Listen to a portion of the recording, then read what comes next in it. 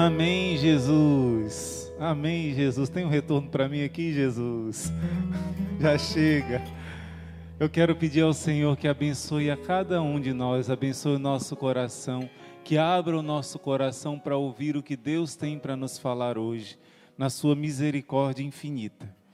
E eu queria já começar, estamos na semana que prepara a festa da Divina Misericórdia, estamos na oitava da ressurreição, oitava de Páscoa, e nos preparando para a Divina Misericórdia, dentro da novena. Hoje nós vamos fazer a novena à Divina Misericórdia, tão curta, mas tão eficaz, tão poderosa, e nada melhor do que começar com a parábola do filho pródigo. Mas antes, é uma formação muito curta que vocês vão ter aqui hoje, mas porém muito forte. Eu queria pedir o refrão daquela canção que tão antiga sobre o filho pródigo, não é? Muito alegre eu te pedi o que era meu, parti um sonho tão normal. Essa canção que faz parte da história de tantos católicos, não é? Vamos cantar o refrão dessa canção, porque você vai entender um pouquinho o porquê eu estou pedindo para começar cantando o refrão dessa canção. Hoje é uma noite de mergulho na divina misericórdia do Senhor, de experiência com a misericórdia do Senhor.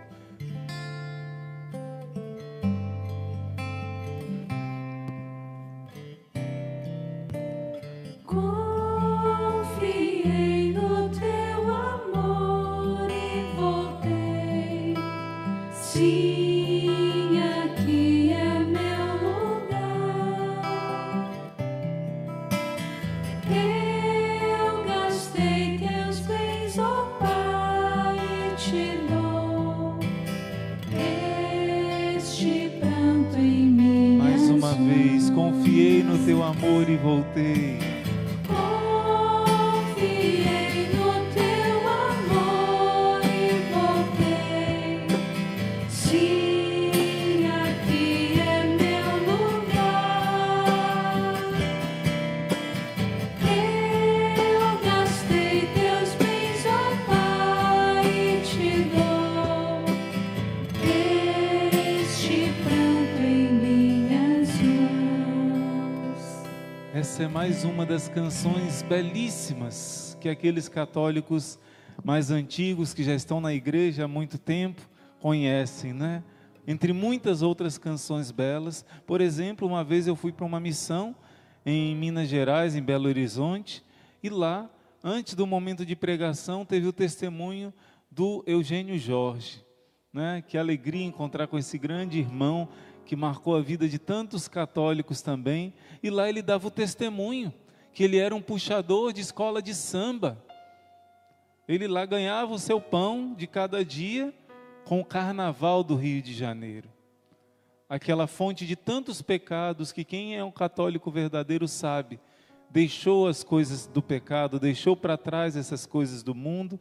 E esse homem que vivia disso, vivia nos carnavais da vida, longe de Deus, longe da igreja, passou por uma igreja e ouviu essa canção. Chamou a atenção a melodia, ele se aproximou e ouviu a voz de Deus chamando ele, através dessa canção. Entrou dentro da igreja e ali também derramou o seu pranto, ali também teve sua experiência com a misericórdia de Deus. Essa parábola do filho pródigo, a grande maioria de nós conhecemos essa parábola, ela vai se tornar concreta na história dessa canção. Porque a parábola do filho pródigo é necessário que a gente possa proclamar, porque embora a maioria de nós conheça, muitos ainda não conhecem, e aqueles que conhecem ainda não conhecem na profundidade completa, porque a misericórdia de Deus é insondável. E cada vez que abertos ao Espírito Santo, nós ouvimos a palavra de Deus, sempre é uma experiência nova. Por isso em Lucas capítulo 15, versículo 11 vai dizer: um homem tinha 2 filhos. O mais jovem disse ao pai: Pai, dai-me a parte da herança que me cabe. E o pai dividiu os bens entre eles. Poucos dias depois, ajuntando todos os seus haveres, o filho mais jovem partiu para uma região longínqua e ali dissipou a sua herança numa vida devassa e gastou tudo. Sobreveio àquela região uma grande fome e eles começaram a passar privações. E ele começou a passar privações. Foi então empregar-se com um dos homens daquela região, que o mandou para os seus campos cuidar dos porcos. Ele queria matar a fome com as bolotas que os porcos comiam, mas ninguém lhes dava.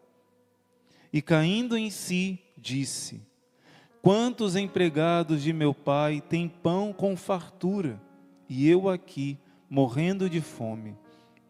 Vou-me embora, procurar o meu pai e dizer-lhe: Pai, pequei contra o céu e contra ti, já não sou digno de ser chamado teu filho. Trata-me como um dos teus empregados. Partiu, então, e foi ao encontro de seu pai. Ele estava ainda ao longe, quando seu pai o viu, cheio de compaixão, correu e lançou-se-lhe ao pescoço, cobrindo-o de beijos. O filho então disse-lhe: Pai, pequei contra o céu e contra ti, já não sou digno de ser chamado teu filho. Mas o pai disse aos seus servos: Ide depressa, trazei-lhe a melhor túnica, revesti-o com ela, põe-lhe um anel no dedo e sandálias nos pés. Trazei o novilho cevado e matai-o, comamos e festejemos, pois este meu filho estava morto e tornou a viver. Estava perdido e foi reencontrado. Palavra da salvação, glória a vós, Senhor. Eu não li todo o Evangelho, tem ainda a parte do filho mais velho, que se revoltou por causa da misericórdia do Pai. Algumas pessoas dizem que esse Evangelho não deveria ser chamado Evangelho do filho pródigo, porque afinal, pródigo significa aquele que é generoso, aquele que é bondoso, que reparte o que tem, e quem foi pródigo aqui foi o pai, não é? Mas se você olhar no dicionário, pródigo tem dois significados.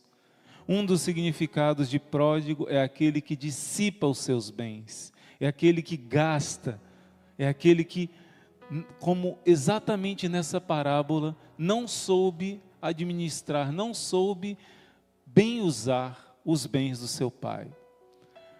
E essa parábola é tantas vezes pregada, em tantas pregações lindas, nós vamos entender alguns detalhes dessa pregação, dessa parábola que Jesus conta, que no tempo de Jesus, nos dias de hoje já, mas nos tempos de Jesus muito mais grave era um filho pedir a herança para o pai. Um filho pedir a herança para o pai significava de maneira forte que este filho não queria mais o seu pai, ele queria que o pai morresse. Nunca um filho pediria a herança para o seu pai, mais ainda no tempo de Jesus, se esse pai estivesse vivo. A herança só seria pedida à família quando o pai morria. Então, para o filho, já há muitos anos, o pai já tinha morrido, já não tinha valor. Tanto que o Evangelho diz que ele foi para um lugar bem longe, para longe do pai, longe da face do seu pai, porque ele poderia pecar sem ter vergonha, poderia pecar e fazer tudo o que ele queria e não mais estar sob a obediência do seu pai. Muitas vezes, o grande valor daqueles que estão perto de nós só são reconhecidos no momento de grande sofrimento que nós passamos. Esse filho não sabia reconhecer o valor do pai que ele tinha. E o Evangelho vai dizer que ele gasta toda a sua riqueza com prostitutas, com comidas, com festas, dissipa todos os bens, pensando que estava tranquilo, mas ninguém sabe o futuro. E de repente veio uma situação de fome. Ele não tinha mais reserva de dinheiro. E naquela situação de fome naquela região, ele precisou trabalhar. E trabalhando, o que restou de trabalho para um judeu?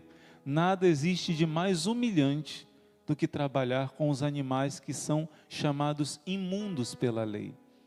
e de todos os animais chamados imundos, que eram proibidos de comer e até de tocar, ele teve que conviver com cuidar dos animais mais imundos para o povo judeu. Tanto que no Evangelho Jesus vai contar um caso que Jesus manda os demônios para possuírem os porcos, porque os porcos são uma imagem dos demônios.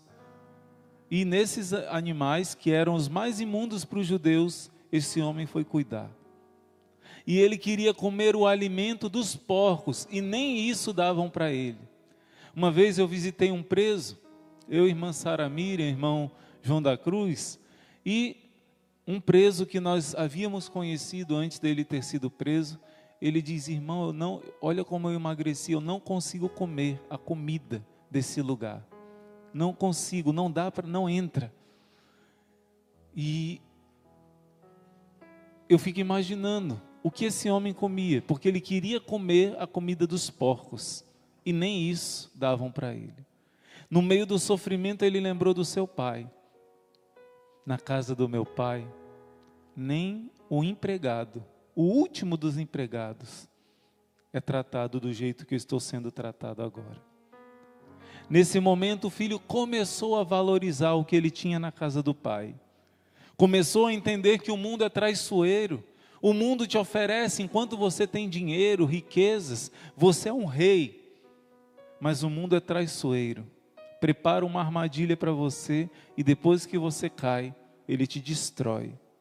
Ele é falso. As amizades são falsas. Se afastar da lei de Deus pode parecer felicidade no princípio, mas depois é tão amargo.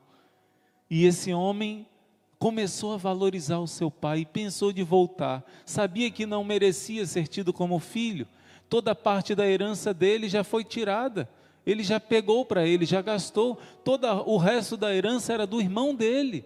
Tudo que o pai tinha ia ficar para o irmão dele. Ele não era justo que ele usufruísse do que não era dele. Por isso ele quis ser tratado como um empregado. Mas quando ele volta,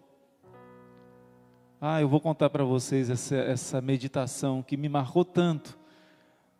Essa meditação de como o filho tentou imaginar: será que o meu pai vai me aceitar? Isso não está escrito no Evangelho, isso é uma lexio divina, uma meditação. E esse homem pensou: o meu pai não vai me aceitar, eu não mereço, e ficou numa luta dentro dele. Será que ele vai me aceitar? Será que ele vai me rejeitar? Vai jogar na cara tudo que eu fiz com ele, toda a minha maldade, toda a minha perversidade? E ele começou nessa tentação, e quando ele começou a chegar perto do caminho, começou a chorar e pensando: meu pai vai me rejeitar.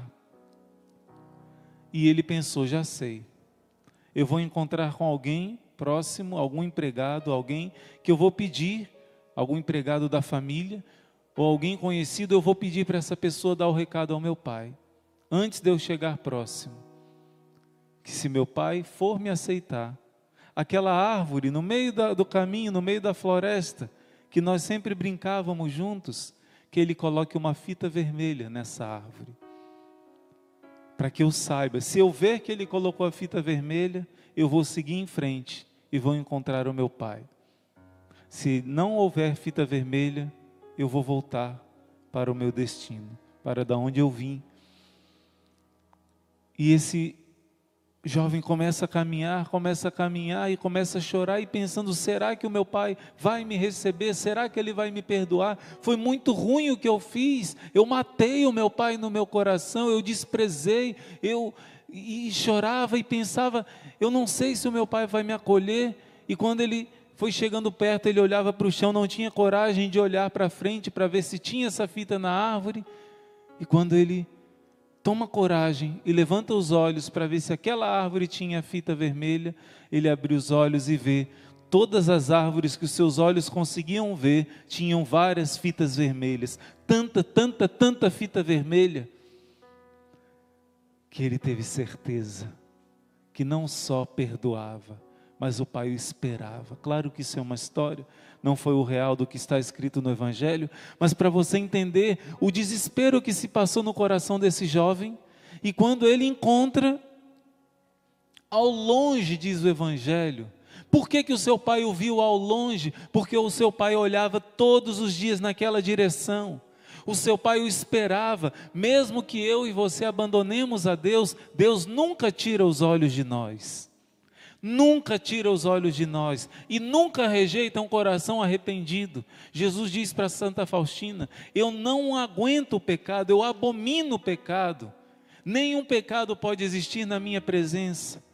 Mas quando o pecador, por pior que seja, abre um pouquinho assim para o arrependimento, para a minha misericórdia, não existe limites para a minha misericórdia. E como eu disse para vocês no início, eu quero contar para vocês a história desse jovem. Eu peço, se for possível, da irmã colocar a imagem desse senhor. Talvez poucos conheçam olhando assim para o rosto dele, mas com certeza você conhece muitas e muitas e muitas canções deste homem. Este homem se chama Valdecir Farias. Eu não ousaria contar essa história que eu vou contar agora se eu não tivesse confirmado. Ele é um cearense, nasceu aqui, mas viveu no Rio de Janeiro. Pensou em ser sacerdote, mas viu que não era sua vocação, porém tinha um dom extraordinário para a música. E o Padre Rufus diz que as pessoas que têm dons e têm missões especiais são muito atacadas pelo inimigo de Deus, são muito tentadas. E este homem compôs lindíssimas canções para a Santa Igreja Católica. Eu anotei aqui algumas. Por exemplo, agora no tempo da Páscoa, por sua morte, a morte viu o fim, né? Quem não conhece essa canção? Irmão Sol, Irmã Luz, antes da morte e ressurreição de Jesus, ele na ceia quis se entregar. Outra, sou bom pastor, ovelhas guardarei. Outra canção, vem, eu mostrarei que o meu caminho te leva ao Pai. Comei e tomai, é meu corpo que dou. Vivei no amor que eu vou preparar a ceia na casa do Pai. Tantas outras canções, sobe a Jerusalém, quando teu pai revelou o segredo a Maria. Tantas canções, e eu sei porque eu sou da Arquidiocese de Niterói, minha origem. E ele, junto com o arcebispo de Niterói, Dom Carlos Navarro, compôs várias canções. Essas são alguns dos muitos exemplos que existem, de canções que movem o coração dos católicos há muitos anos. Porém, este homem, depois de alguns anos, se afastou de Deus e caiu no pecado. Como um filho pródigo, juntou os seus bens e foi viver na carne, foi viver no mundo, foi viver sob a escravidão do inimigo de Deus. E por causa do pecado, este homem contraiu o vírus da AIDS, não é? Viveu no pecado grave, pecado mortal, com pessoa do mesmo sexo. E este homem que caiu nesse pecado e depois, no fim da sua vida, por causa dessa doença, ele veio a óbito. Porém, antes de vir a óbito, ele voltou para casa. Apresentou ao bispo Dom Carlos Alberto essa canção, porque sempre ele apresentava para ele fazer algum concerto de algo teológico, e profundamente arrependido, voltou. E por isso eu queria terminar com essa canção para você. Essa canção que ele fez, transmitindo a sua vida. Por isso Eugênio Jorge, que é uma das vozes mais belas da Igreja Católica hoje, se converteu só de ouvir essa canção, porque foi ungida de um arrependimento sincero, de alguém que voltou profundamente arrependido. E eu só conto essa história para você, porque há muitos anos eu ouvi lá em Niterói essa história, mas eu não tinha certeza, não lembrava nem quem havia me contado. Mas quando o Cosme, que fez parte da Comissão de Música Católica, veio aqui em casa dar o seu testemunho, eu conversando com ele, perguntei: é verdade essa história, Cosme? Ele diz: eu tenho certeza, eu conheço, porque eu fazia parte da comissão de música. É verdade, irmão. É um testemunho da misericórdia de Deus, como eu sou um testemunho da misericórdia de Deus. Por isso, deixa essa canção hoje, dá o tom de toda a nossa live de hoje, que estamos nos preparando para a grande misericórdia que já está sendo derramada nessa oitava da ressurreição, mas que nos prepara para a festa da divina misericórdia.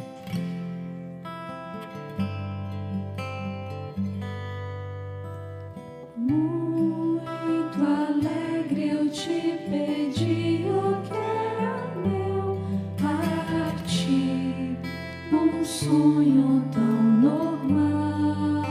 Dissipei os bens, Dissipei meus bens e o coração também. No fim, meu mundo era irreal. mas eu confiei no teu amor, Senhor. Confiei no teu amor e voltei. Sim, aqui é meu lugar. Eu gastei teus bens, ó Pai, e te dou este pranto em minhas mãos. 1000 amigos conheci, 1000 amigos conheci, disseram adeus, caiu a solidão em mim. Um patrão cruel levou-me o meu até pai não frente. trata ninguém Meu assim. pai não trata um servo assim. Então vou voltar para casa do meu pai. Confiei no teu amor e voltei. Aqui é o meu lugar. Sim, aqui é meu lugar. Eu gastei teus bens, ó Pai, e te dou este pranto em minhas mãos. Nem deixaste me falar, ó Pai. Nem deixaste me falar da ingratidão. Num abraço de amor, Morreu no abraço mal que eu fiz. festa, roupa nova, anel. Festa, roupa nova, anel, sandália aos pés. Voltei à vida, sou feliz. Confiei no teu amor e voltei. Confiei no teu amor e voltei. Sim, aqui é meu lugar. Eu gastei teus bens, ó Pai, e te dou este pranto em minhas mãos. Essa canção é a história de uma pessoa que confiou, que voltou e morreu reconciliado com o amor de Deus. Alguém que experimentou a misericórdia do Senhor. Hoje o Senhor quer dar a cada um de nós a mesma experiência. Todos nós somos filhos pródigos, todos nós somos Madalena, somos Pedro. Todos nós precisamos dessa experiência com a misericórdia de Deus. E muitas pessoas que ainda não tiveram vão ter essa experiência, porque você é um anjo de Deus na vida de muitas pessoas. Por isso, se você lembra de alguém agora que precisa ter uma experiência com essa misericórdia de Deus, compartilha.